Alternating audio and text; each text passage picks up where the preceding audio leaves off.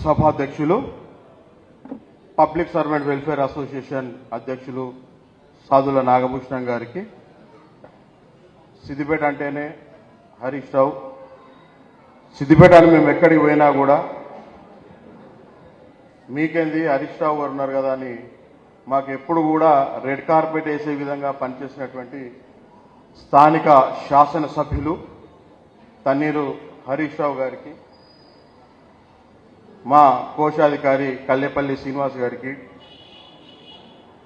మాజీ municipal chairman Kadaverugu Rajanarsu గారికి, vice chairman అన్న నాగరాజన్న గారికి, స్థానిక కౌన్సిలర్ తాడూరి సాయేశ్వర్ గౌడ్ గారికి, సార్కు వెన్నంటే రామలక్ష్మణ్లో ఉన్నటువంటి మచ్చ వేణుగోపాల్ రెడ్డి గారికి, అలాగే పాల సాయిరాం గారికి, మా భవన్ కార్యవర్గ సభ్యులకు, ఎక్స్ అఫిషో సభ్యులకు, సలహా మండలి సభ్యులకు, భవన్ జీవిత సభ్యులకు అందరికీ కూడా పేరు పేరున గణతంత్ర దినోత్సవ శుభాకాంక్షలు తెలియజేస్తూ, ఈనాడు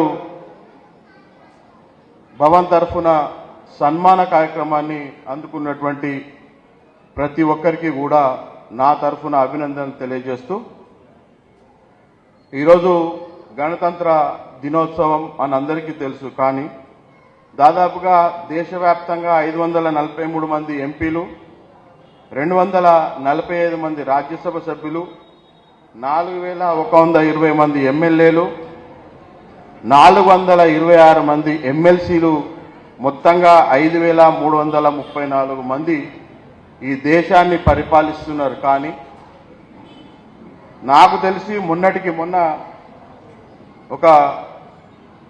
అంటే వారికి ఏమిచ్చినా నాకు తెలిసి సిద్దిపేట ప్రజలు రుణం తీర్చుకోలేరేమో. ఒక అమ్మాయి ఎంబీబీఎస్ చదువుతా అంటే వారి ఇల్లును తాకట్టుగా పెట్టి వారు పీజీ కోసం వారు 30 లక్షలు ఇచ్చినటువంటి ఘనత ఈ సిద్దిపేట జిల్లాలో కేవలం హరీష్ రావుకు మాత్రమే దక్కింది. ఇది ఈ 5333 అంటే ఒక నోలు పెట్టి ఈ 5334 మొత్తం మన సంఖ్య, 5333 మంది ఇప్పటి వరకు చెయ్యలేని పని ఈరోజు హరీష్ రావు గారు సిద్దిపేటలో చేస్తూ ఉన్నారు. చదువుకున్న వాళ్లకు ఆర్థికంగా సాయం చేయడం అంటే, ఒకరోజు ఔటర్ రింగ్ రోడ్డు నుంచి వెళ్ళిపోతుంటే ఒక అమ్మాయి 20 కిలోమీటర్లు వెంబడించింది సార్ను. ఒక దగ్గర ఆపి, సార్ మీరు లేకపోతే నేను చచ్చిపోయేదాన్ని, మీరున్నారు కాబట్టి ఈరోజు బతుకున్నా అంటే మీరు డోర్ తీసి ఫోటో దిగేటప్పుడు అమ్మాయి సంతోషం చూడాలి. అంటే కొన్ని జీవితంలో మర్చిపోలేం, కొన్నేమో సంఘటనలు కొన్ని ఎప్పుడు తీపి జ్ఞాపకాలుగా ఉండనే ఉంటాయి. అంటే ఇట్లాంటి జ్ఞాపకాలు ఎప్పుడు కూడా సిద్దిపేటకు అందజేస్తున్నటువంటి హరీష్ రావు గారికి పేరు పేరున ఈ భవన్ తరఫున శుభాకాంక్షలు, మా తరఫున కూడా ధన్యవాదాలు తెలియజేస్తా ఉన్నాం. వాస్తవానికి కూడా ఈరోజు ప్రభుత్వ ఉద్యోగులకు సన్మానమే కానీ, సన్మానం చేసుకోవాలనుకుంటే మాకు కూడా ఈరోజు రేపు ఎట్లయిపోయిందంటే మా బతుకులు సన్మానం చేసుకుంటే ఏమవుతుందో, సన్మానం చేసుకోకపోతే ఏమవుతుందో అనే పరిస్థితిగా బతుకుతూ ఉన్నాం. అంటే ప్రభుత్వాలు ఏవి కూడా, ప్రభుత్వాలు ఉన్న ప్రభుత్వాలు కానీ ఏమున్నా కూడా ఓసారి మమ్మల్ని పట్టించుకోవు. కానీ నా అనుకున్నది ఏంటంటే, ఏ రాష్ట్ర ప్రభుత్వానికైనా కూడా ఇంటి ఆడపిల్ల లెక్క ప్రభుత్వ ఉద్యోగులను చూసుకుంటే ఆ ఇల్లు కలకల్లాడుతుంది. ఖచ్చితంగా ఆ ప్రభుత్వాలు కూడా 100కి 100 ఉంటాయి. ఎందుకు చెప్తున్నా ఈ మాట అంటే, అది కాకతీయంగా జరిగిండొచ్చు, లేకపోతే ఇంకే రకంగా జరిగిండొచ్చు. కానీ 5 సంవత్సరాలకు అమ్మాయి పెళ్లి చేసిన తర్వాత ఓడిబియ్యం వస్తాం మనం. 5 సంవత్సరాలకు ఒక పీఆర్సీ ఖచ్చితంగా ఇవ్వాల్సిందే మనకు ఆడపిల్లకి ఇచ్చినట్టు. అలాగే దసరా ముందుగా మనకు రాఖీ పండుగ వస్తుంది. ఆడపిల్ల ఇంటికి వచ్చి రాఖీ కడితే మనకు కలిగినంత ఖచ్చితంగా పెడతా ఉంటాం. దీపావళిని వస్తే మళ్ళా హారతులు తీసుకొని మనం వాళ్ళకు కట్నం పెడతా ఉంటాం. రాఖీ పండుగ ఒక్కొక్క డిఏ అని చెప్తున్నాం, దీపావళి పండుగ ఒక్కొక్క డిఏ ఇమని చెప్తున్నాం. మేమేం అడగతలేదు. అంటే ఒక ఆడపిల్లలాగా ప్రభుత్వ ఉద్యోగులను ఈరోజు చూసుకుంటే ఆ ప్రభుత్వాలు ఎప్పుడు కూడా కలకాలం నిలిచి ఉంటాయి ఖచ్చితంగా కూడా అని చెప్పేసి కూడా మనం ఖచ్చితంగా మనం తెలియజేస్తా ఉన్నాం. ఎందుకంటే రాష్ట్ర ప్రభుత్వం ప్రవేశపెడుతున్న ఏ పథకాలనైనా సరే ఈరోజు ప్రజల్లోకి బలంగా తీసుకెళ్లేటువంటి గురుతర బాధ్యత ఈరోజు రాష్ట్ర ప్రభుత్వ ఉద్యోగుల మీద మనం మోసి అన్ని కూడా. ఎందుకంటే ఈరోజు నాకు తెలిసి వారి ఆధ్వర్యంలో సిద్దిపేట జిల్లాలో రాని అవార్డు లేదు. దానికి మనమందరం కష్టపడుతున్నాం. కానీ మీకు కూడా ఒకసారి మేము కూడా చెప్పుకోవాలి సార్, ఎందుకంటే ఆఫీసర్లకు ఉన్నంత విలువ మాకు ఉండదు. జనరల్గా ఆఫీసర్లో మాకు ఏమైపోతుందంటే ఎంతసేపు ఆఫీసర్లనే ఉంటుంది, కానీ మాకు ఎప్పుడు కూడా మమ్మల్ని దగ్గర తీసింది ఉండదు, మమ్మల్ని మెచ్చుకునేది ఉండదు, ఎంతసేపు ఆఫీసర్లకే అవార్డు. కానీ ఈ భవన్లో మాత్రం ఖచ్చితంగా ఒక్కసారి అవార్డు తీసుకుంటే గత 49-50 సంవత్సరాల నుంచి మళ్ళా ఇంకోసారి ఇవ్వరు. ఖచ్చితంగా ప్రభుత్వ ఉద్యోగులందరికీ కూడా ఖచ్చితంగా కూడా మనం ఇక్కడ అవార్డు ఇవ్వాలని చెప్పేసి ఏకైక దృఢ సంకల్పంతో దాదాపుగా 50 సంవత్సరాల నుంచి అవార్డులను తీసుకొస్తున్నటువంటి మా భవన్ సీనియర్ వాళ్ళకందరూ కూడా మేము ఎంత చేసినా కూడా తక్కువనే అని చెప్పేసి కూడా తెలియజేసుకుంటూ, ఖచ్చితంగా కూడా ఎందుకంటే నాకు తెలిసి ఏ ప్రభుత్వ ఉద్యోగులకు ఇక్కడ అవార్డులు వస్తే ఎవ్వరు కూడా ఆఫీసర్లు వచ్చి వాళ్ళు ముందు కూర్చొని మీరు అవార్డు తీసుకుంటే నేను చూస్తా అని చెప్పేసి ఇప్పటివరకు ఒక్కసారి కూడా రాలే. ఒక్క మా ఈ గారు ఈరోజు వచ్చారు, ఫస్ట్ మొట్టమొదటిసారిగా మా ఈ గారు వచ్చి కూర్చున్నారు. అంటే వాస్తవానికి కూడా మేము కూడా మా ఆఫీసర్లను కూడా అవార్డు తీసుకుంటే మేము కూడా గర్వపడతాం. మేము కూడా కొద్ది గుర్తింపు ఉంటుంది, అదే మేము పని చేసినామని ఒక గుర్తింపు ఉంటుంది, ఒక ప్రోత్సాహం ఉంటుంది. కానీ కింద స్థాయిలో పని మొత్తం మేమే చేస్తాం. సరే ఆఫీసర్లకు వచ్చే వాళ్ళకు కూడా ఉంటుంది కాబట్టి వాళ్ళు గైడ్ చేస్తారు కాబట్టి ఎట్టి పరిస్థితుల్లో కూడా మేము అందరం కూడా అంటే కొందరు ఆఫీసర్లు ఎట్లయిపోయారు మన దగ్గర అంటే ఒకసారి నాకు జరిగిన సంఘటన చెప్పాలనుకున్నా. ఒక ఆఫీసర్కి సంబంధించిన మా కింద క్లర్క్ వాళ్ళ భార్య కాలు ఇరిగిపోయింది. పాపం ఇరిగిపోగానే ఆఫీసర్ ఫోన్ చేసి, సార్ మా భార్య కాలు ఇరిగిపోయిందంటే, నువ్వు భార్య కాలు ఇరుగుతావు నువ్వేం చేస్తావు బాబు, నువ్వు రా ఆఫీస్కి అన్నాను. మాకు బాధ అనిపించింది.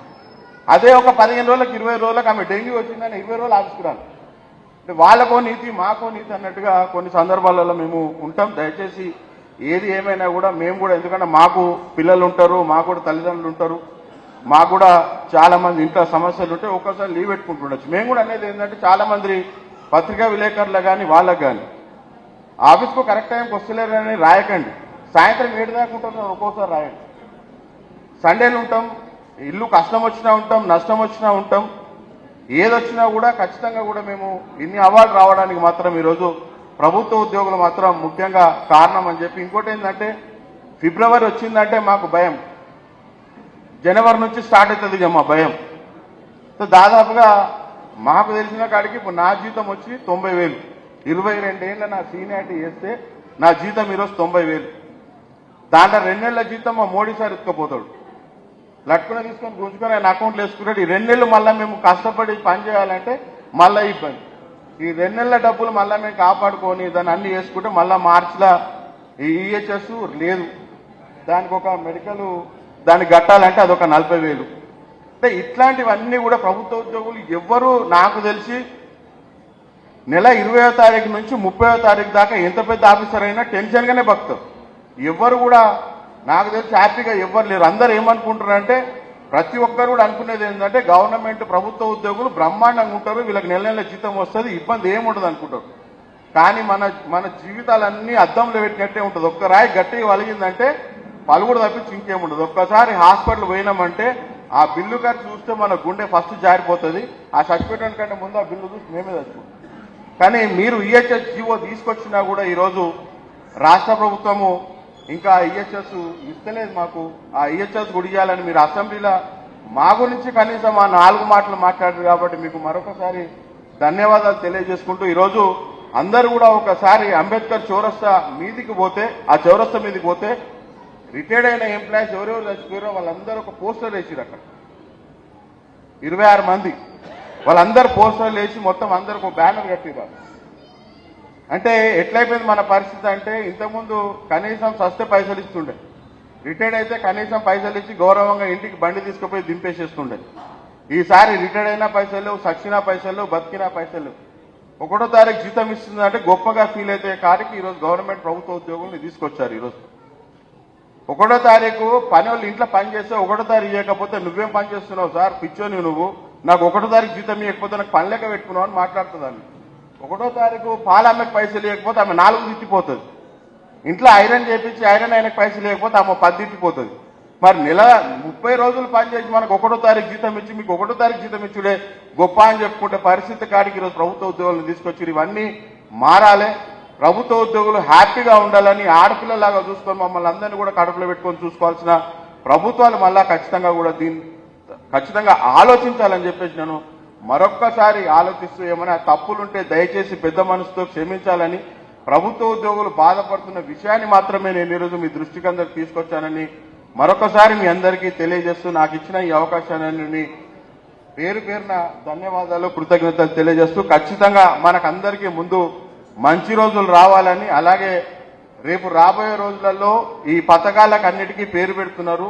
నేను ఇంతకుముందు కూడా ఇదే వేదిక మీద చెప్పినాను, మాకు కూడా ఉద్యోగులకు సంబంధించిన ఒక పథకం తీసుకొస్తే దాన్ని కూడా ఇంత అప్పు పుడుతుందేమో, దాన్ని కూడా అప్పు కిందకి జమ చేసుకొని మా అన్ని కూడా మీరందరూ కూడా సమస్యలన్నీ తీరుస్తారని ఆశిస్తూ ఆకాంక్షిస్తూ ఎప్పుడు ఆశతో బతికే ప్రభుత్వ ఉద్యోగుల్లో నేను ఒకటిగా భావిస్తూ ఈ అవకాశాన్ని ఇచ్చినటువంటి మీ అందరికీ కూడా పేరు పేరున ధన్యవాదాలు, కృతజ్ఞతలు తెలియజేస్తూ థ్యాంక్ యూ వెరీ మచ్.